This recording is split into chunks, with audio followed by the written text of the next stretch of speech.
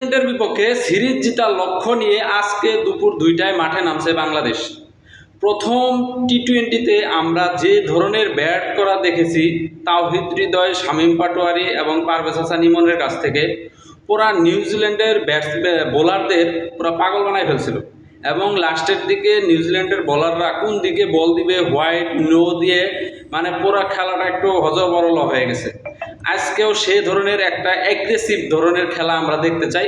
আজকের ম্যাচটা যদি বাংলাদেশ জিততে পারে তাহলে কিন্তু আমরা সিরিজটা জিতে যাব। এবং আপনারা অনেকেই জানেন ওডিআই সিরিজটা কিন্তু আমরা জিতেছি, এবং নিউজিল্যান্ডের কাছ থেকে আমরা যদি এই টি-20 সিরিজটাও জিততে পারি তাহলে নিউজিল্যান্ড কিন্তু ভবিষ্যতে এই ধরনের বি টিম কিংবা সি টিম পাঠাবে কিনা তারা আরেকবার ভেবে দেখবে।